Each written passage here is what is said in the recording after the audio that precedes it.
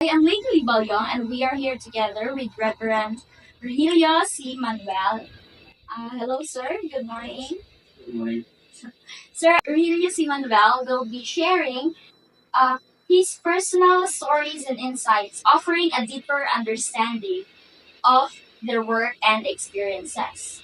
So, sir, my question is, what led you to pursue a life of missionary work or actively practicing the Great Commission? Um, First, God's call, and of course, condition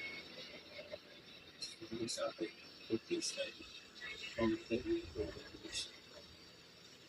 So, how did you discern God's call to serve in the specific area or community where you are now? God answered my specific prayer. The night before I confirmed it, I prayed to God to send my wife's uncle to our place. And it's a bit a distance.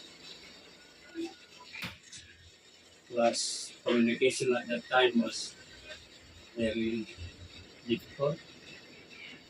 Yet, my prayer that night was answered the following day. So that confirms my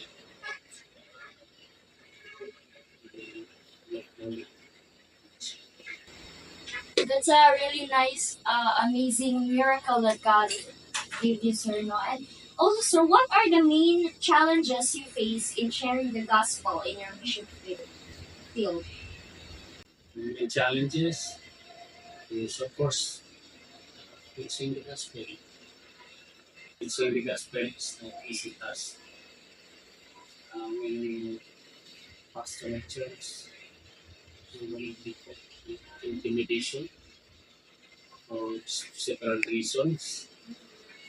And when we are out in the field to preach the gospel in an evangelistic occasions, quite challenging.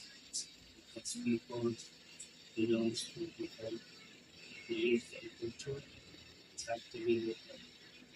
But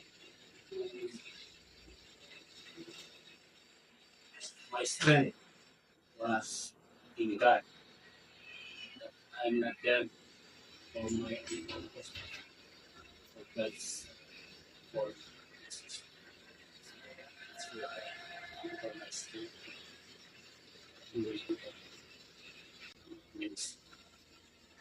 Sir, can you share some memorable experience where you witnessed God's working through your ministry?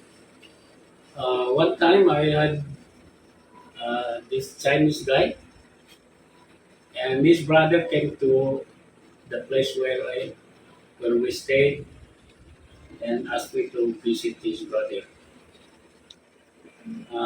By the way, the brother who asked me to visit his brother was a convert to Christianity during the Billy Graham crusade in Manila sometime in 1977. And he got a burden uh, for his brother to become a Christian, so he asked me to visit him. During that time, I just do not know how to start, but the good thing was that he asked me to play chess, and that became an opportunity for me to ask him if we can do a Bible study weekly in this place. And thank God he agreed, so we did Bible study in that place together with his family. Uh, it seems very difficult to change people's lives. When we trust God, He will do His part. And changing life is really God's work, not ours. And my part at the time was to share God's word. So it takes a lot of time we spend together studying God's word. For the whole 1 year, it looks like there is no visible result. So I told my wife to stop the Bible study since it's already 1 year, and I told her we better look for another family who might have a positive attitude. And so we went for the last time, but I was so surprised that at that time the guy decided to receive Jesus Christ. He told me, Pastor, he said, this is my uh, this is my time to receive Jesus Christ into my life. He personally said that to me. So because of joy, I asked him to pray. He did pray by himself. I just led him towards the sinner's prayer, and he did. And after that day, I saw a lot of changes in his life. He dropped off his vices like uh, drinking, and of course, family problems and decline conflict between him and his wife. And more than that, he was able to lead his mother to Christ and the family. And one of the most significant things as a result of that was God's working in the life of his son, who was a little boy at that time. But recently, just December, he told me that his son is already a pastor of the Jesuit City. So it's a surprise and joy to hear that happen to his. So, sir, 1977, how many years are you working in this? I got converted sometime in 1975. I followed the Lord's calling. I went to Bible college in 1976. So since then, until now, I'm still working with that. Of course, not anymore in the mission field because for almost 7 years now, I was I'm engaged in a full-time teaching work like Davao Alliance Bible College and now here at CCSA for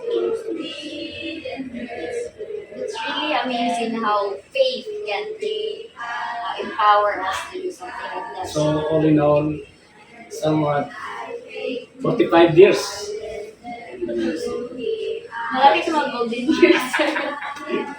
That's how old I am. No, we're all still young from the heart. Yeah. Yeah. But sir, how do you balance in addressing spiritual needs with meeting physical and social needs in your community? Well, I got interested with some ways like medical mission. So I connected with medical mission agencies and other government, secular doctors. So we hold dental medical missions sometimes. And for the past 4 years in Mindanao, I brought a friend with me, an American Korean citizen, a friend who is handling this medical mission in the Philippines. So I've been doing it for almost 5 years. And a lot of people already have benefited with medical support, medicines like that. So that's just one way of the ways in which I respond to the social and physical needs of people to balance the teaching.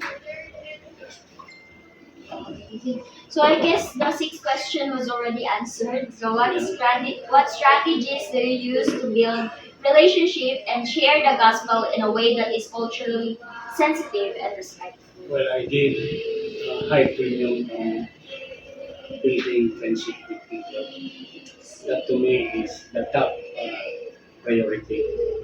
Because no matter how we present the gospel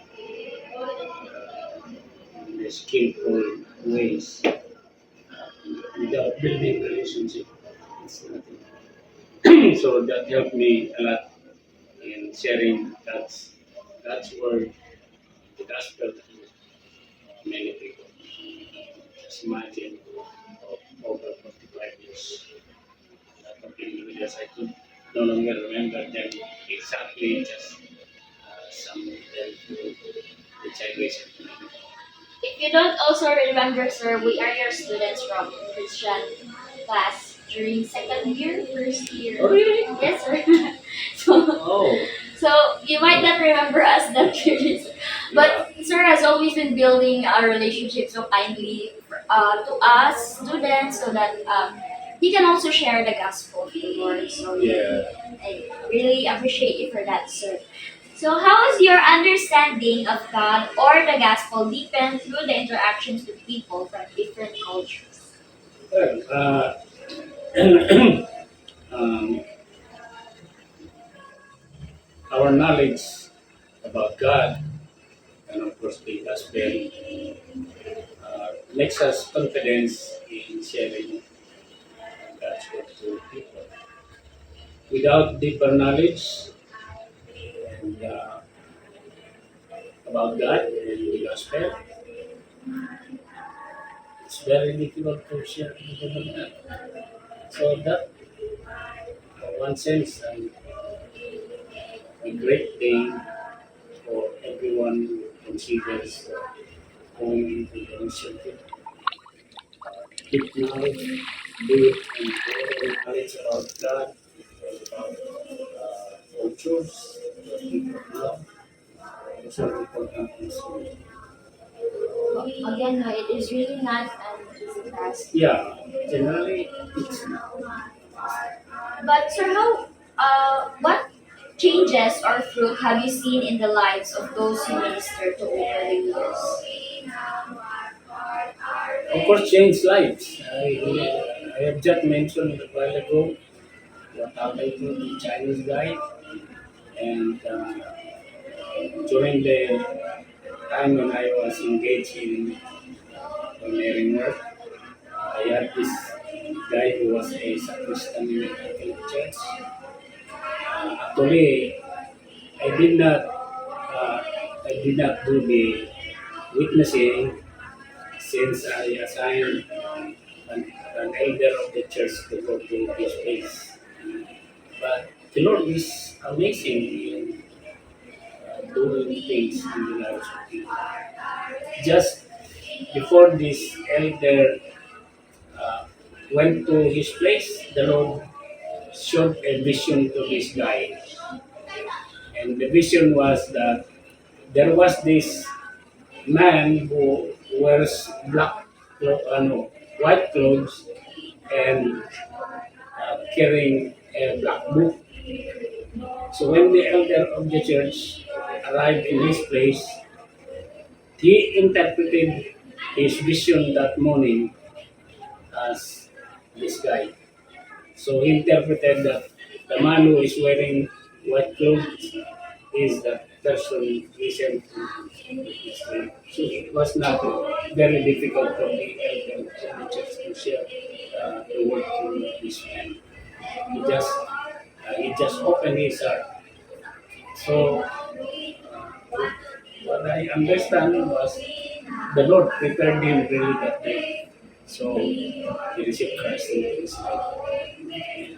And wonderful because his changed lives or his changed life influences entire family to that degree. His entire family was.